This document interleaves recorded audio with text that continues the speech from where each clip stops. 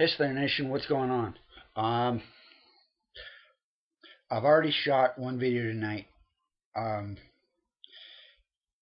and for this channel, and this will be something a little bit different. I've got the first thing, and I'm gonna have um, a bunch of stuff, but I wanted to do something different because I've shown through various ways. I've shown my picture discs, I've shown my studio albums, and my 7 inches. And there's other parts of my collection that I haven't shown. Most of it I haven't shown actually, and I'm going to do that part of it tonight in this video, doing something a little bit different, and showing a different part to the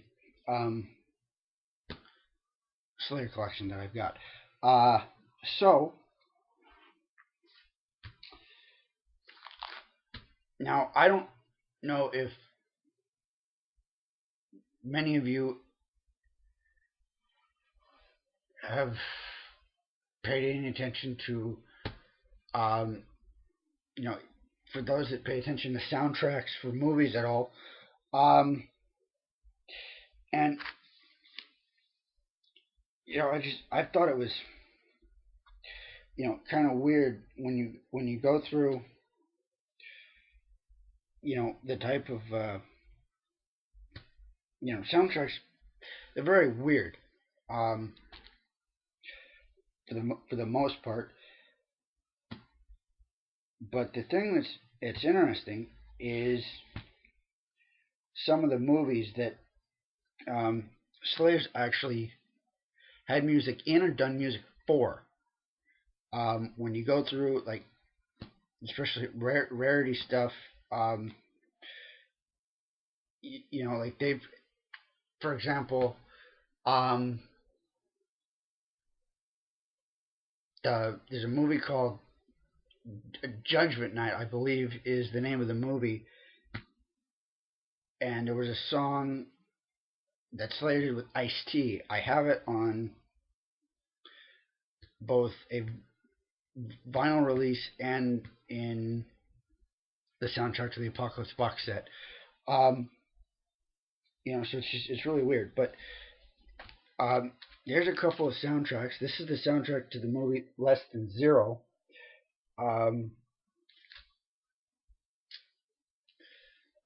Movie was released in '87. This is a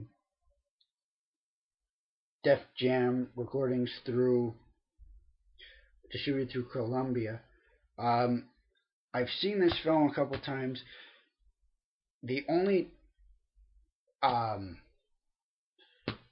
notable actor that I knew from it was Jamie Gertz, who was later, much later, in a sitcom for CBS as the wife. I forget the name of it off the top of my head.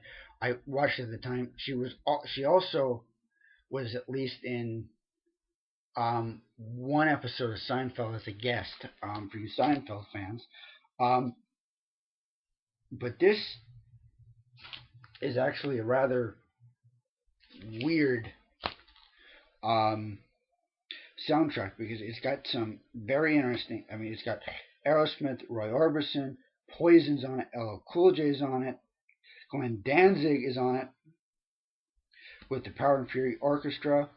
Slayer obviously is on this. Public Enemy with Bring the Noise. Joan Jett and the Blackhearts are on it. The Bangles are on here. This is just, it's all over the map. And it's very interesting in that regard as well. And so it's like, whoa, to begin with. But then there's that one. And I believe, as just a piece of history, I believe this was,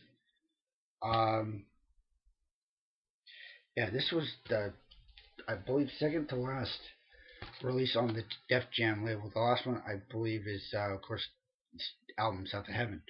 Um, and it's interesting because this is one of the, I believe, only ones I have that where the sleeve opens from the top. I believe this is the only one I have with the jacket that opens that way.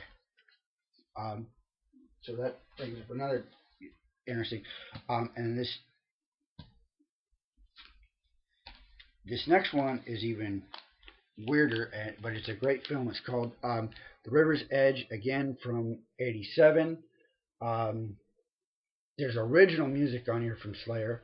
Die with a Sword, Captor of Sin, Evil Has No Boundaries, and Tormentor. So that's obviously Haunting the Chapel, Show No Mercy era. Um,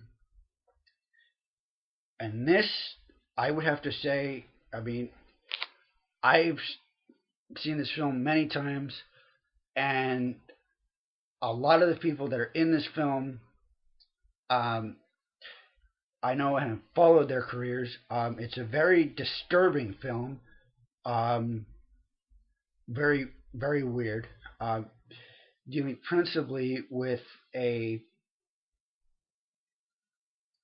teenager who murders his girlfriend and leaves her in a field and shows his friends and her friends the corpse and everything that results. So it's a very dark and very odd film that, I mean, it says here, soundtrack to the most controversial film of the year. And, you know, it's hard to argue because it's a very, um, very intense subject matter, very weird and very dark. And it stars a very young Keanu Reeves, way before Matrix fame.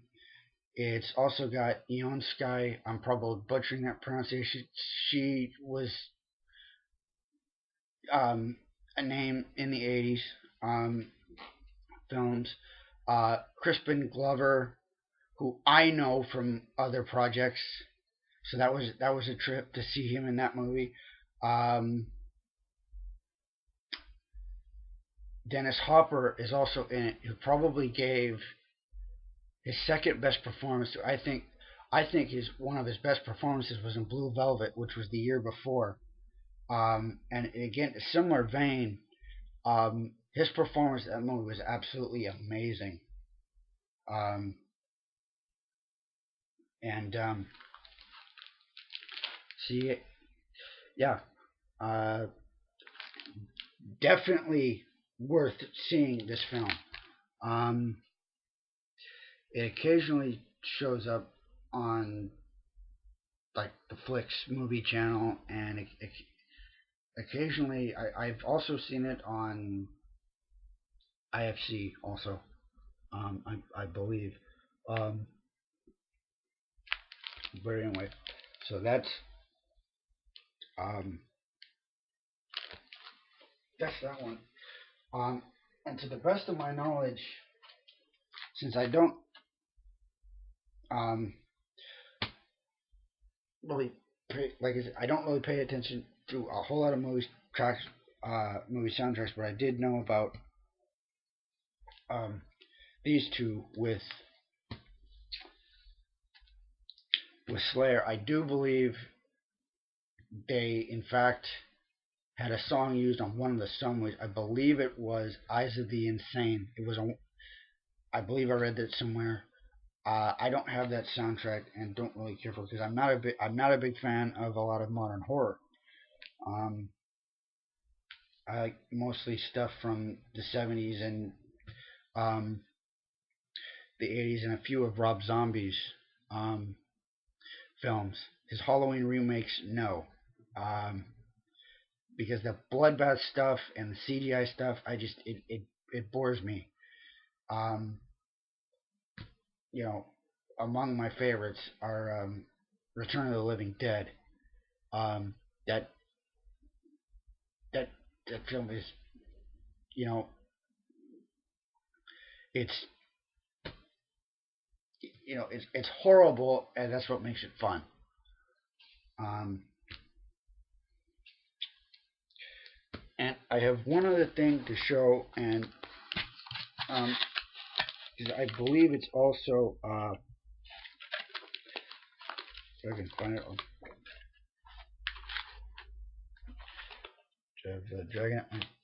I also, to the best of my knowledge, this is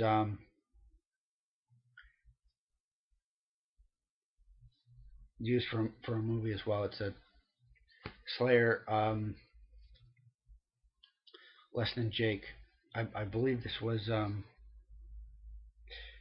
uh, movie soundtrack as well, but I'm not so sure about that. Um, this is not featured on any album. This is a first pressing 7-inch single, and you can tell that because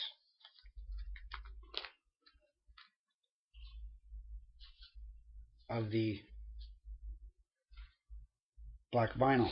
Um, the second pressing was done in red, um, and I've seen the red come up on eBay multiple times.